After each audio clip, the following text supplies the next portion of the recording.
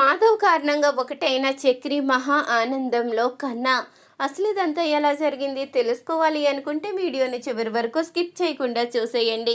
అలాగే వీడియో కనుక నచ్చితే తప్పకుండా ఒక్క లైక్ చేయండి.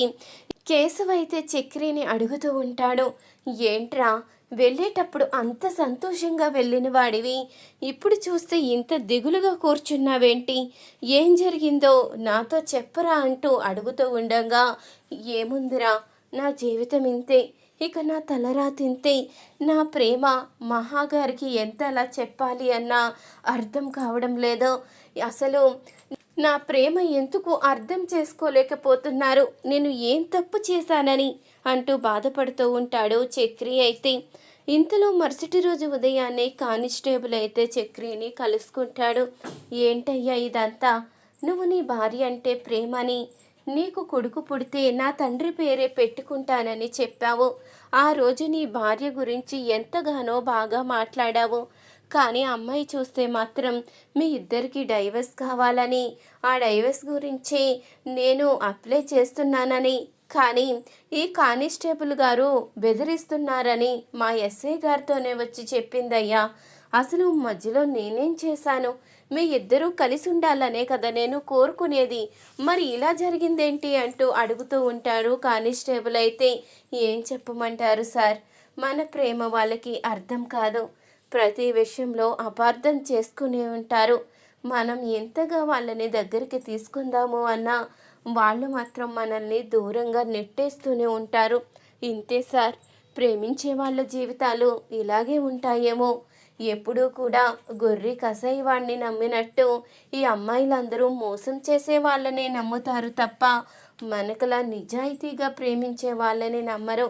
వాళ్ళ కోసమే మనం అన్నీ చేస్తున్నామని గుర్తించరు, మనకు ఎలాంటి గుర్తింపు ఉండదు అంటూ చక్రి అయితే ఎమోషనల్గా బాధపడుతూ ఉంటాడు. అది చూసిన కానిస్టేబుల్ అయితే, నువ్వు బాధపడకయ్యా, నీ బాధ అర్థమైంది, నా బాధ కూడా అలాంటిదేనయ్యా. నా భార్య ఉందా, తనకి ఎంత అనుమానమో, ఎవ్వరితో మాట్లాడినా సరే కుంపడి పెట్టేశావు, నా జీవితానికి అన్యాయం చేస్తున్నావు అంటూ నన్ను చిత్రహింసలు పెడుతూనే ఉంటుంది. ఈ పోలీస్ స్టేషన్లో డ్యూటీ చేస్తున్నంతసేపు ఎంతో హాయిగా ప్రశాంతంగా అనిపిస్తుంది. ఇక ఇంటికి వెళ్ళే సమయం అవుతుంది చూడు, ఇంకా అప్పుడు నాకు టెన్షన్ మొదలవుతుంది. ఏ వంకతో ఏ గొడవ చేస్తుందో, ఏ తలపోటు తీసుకువస్తుందో అని నాకు ఎంత భయమో. ఎవరైనా డ్యూటీ ఎప్పుడవుతుందా, ఇంటికి ఎప్పుడు వెళ్దామా అని ఎదురు చూస్తూ ఉంటారు. కానీ నాకు డ్యూటీ అయిపోయి ఇంటికి వెళ్ళే టైం వస్తే మాత్రం ఇక నరకం ఏంటో అక్కడే కనిపిస్తుంది అంటూ ఇక కానిస్టేబుల్ అయితే అంటూ ఉండగా, ఏం చేస్తాం సార్, కొన్ని జీవితాలంతే. నేను చూసారా, నాకు కొడుకు పుడితే మీ నాన్న పేరు పెట్టుకుని మీ గుర్తుగా ఎంతో మురిసిపోదాము అనుకున్నాను. నాకు కూడా ఆ దేవుడు అదృష్టాన్ని ప్రసాదించలేదు. నా భార్య నన్ను అర్థం చేసుకోవడం లేదు, అలాగని ఆవిడ్ని దూరం చేసుకోవడం కూడా నాకు ఇష్టం లేదు. ఏం చెయ్యాలో తెలియడం లేదు అంటూ చక్రి అయితే అంటూ ఉండగా, నువ్వు బాధపడకయ్యా, నువ్వు ఇంతగా ప్రేమిస్తున్నావు కదా, నీ ప్రేమని ఖచ్చితంగా ఆ అమ్మాయి అర్థం చేసుకుంటుంది. మీ ఇద్దరూ ఖచ్చితంగా ఒక్కటై తీరుతారు. మీ ఇద్దరూ ఎప్పుడూ కూడా ఆనందంగా ఉంటారు. నేను చెప్తున్నాను కదా, నువ్వు ఖచ్చితంగా బిడ్డని కంటావు, నా తండ్రి పేరే పెట్టుకుంటావు. ఇది మాత్రం ఖచ్చితంగా జరుగుతుంది. నీలాంటి మంచివాడిని, ప్రేమించేవాడిని అమ్మాయి మాత్రం ఎందుకు దూరం చేసుకుంటుంది చెప్పు అంటూ ఇక కానిస్టేబుల్ అయితే చెప్పి వెళ్ళిపోతాడు. నేను కోరుకునేది కూడా అదే కదా, అలాగే జరగాలి అంటూ చక్రి అయితే అనుకుంటాడు. ఇంతలో మహా అయితే తన లగేజ్ తీసుకుని బయలుదేరుతుంది. అప్పుడు ఇక పెద్ది అయితే అడుగుతూ ఉంటాడు, ఏంటమ్మా లగేజ్ తీసుకుని బయలుదేరుతున్నావు, మళ్ళీ ఎక్కడికి వెళ్ళిపోతున్నావు అంటూ అనగానే, లేదు పెద్ది, నేను చక్రి మోసాన్ని సహించలేకపోతున్నాను. నేను ఎప్పటికప్పుడు సర్దుకోవాలనే చూస్తున్నాను, కానీ ప్రతిసారి చక్రి చేసిన మోసం బయట పడుతూనే ఉంది. నేను ఇంకా అది భరించలేను. పైగా తనని నిలదీస్తే మిమ్మల్ని నేను భార్యగానే చూస్తున్నాను, మిమ్మల్ని నేను పెళ్లి చేసుకున్నట్టే అనుకుంటున్నాను. మీ విషయంలో నేను మాత్రం నా నిర్ణయాన్ని మార్చుకోలేను అంటున్నాడు. అలాంటప్పుడు నేను ఇక్కడ ఎలా ఉండాలి అంటూ మహా అయితే చెప్తుంది. నన్ను క్షమించండి పెద్ది. ఈ ఇంటి కోసం, మీ అందరి ప్రేమ కోసం ఇక్కడే ఉండాలి అనుకున్నాను. కానీ ఇక్కడ ఈ పరిస్థితుల మధ్యలో ఉండలేను అంటూ ఇక మహా అయితే వెళ్తూ ఉండంగా, ఆగమ్మా, దయచేసి వెళ్ళకమ్మా. నువ్వు ఇంటి మహాలక్ష్మిలా అడుగుపెట్టావు. నువ్వు ఇంట్లో అడుగుపెట్టిన దగ్గర నుంచి మాకు ఎంతో సంతోషంగా ఉంది.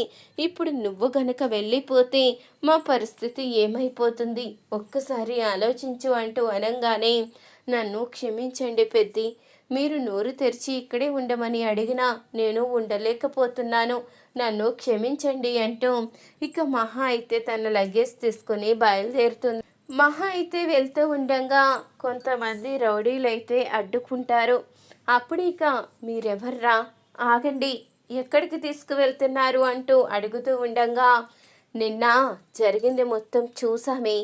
నువ్వు పాపం నీ భర్తని కూడా వద్దనుకుంటున్నావు కదా, అందుకే నీ కోసమే ఎదురు చూస్తున్నాము. నీకు మేమున్నాము.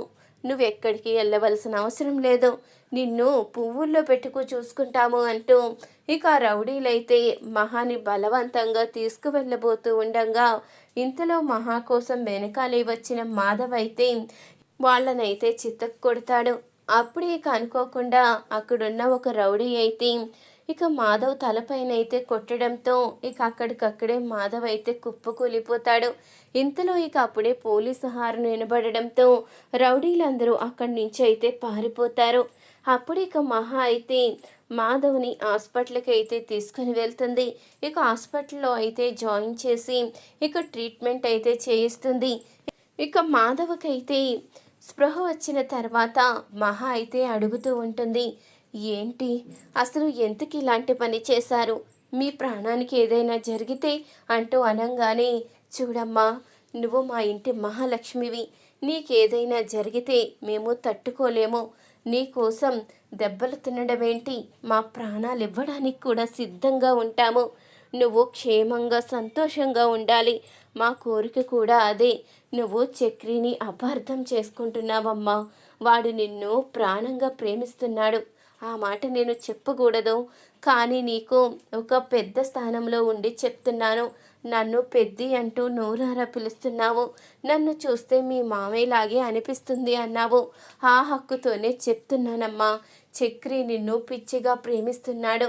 నువ్వు లేని జీవితాన్ని ఊహించుకోలేక నువ్వెక్కడ దూరం అయిపోతావని అడుగడుగునా ఏదో రకంగా నిన్ను ఆపడానికి వాడు ప్రయత్నిస్తున్నాడు తప్ప వాడు మోసగాడు కాదమ్మా, చాలా మంచివాడు.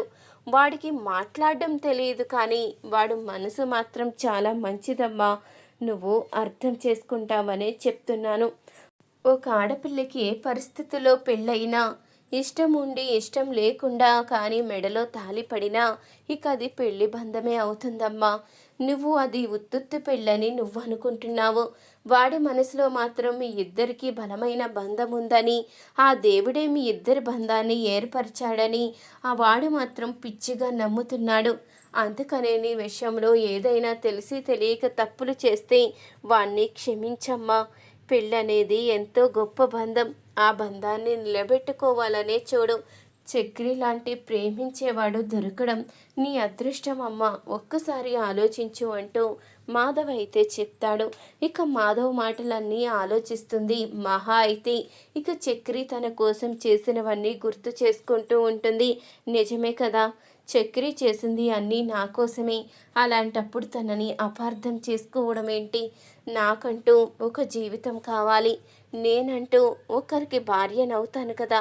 అదేదో ఇక చక్రితోనే జీవితాంతం ఉండిపోతే ఇక నా జీవితం సంతోషంగా ఉంటుంది.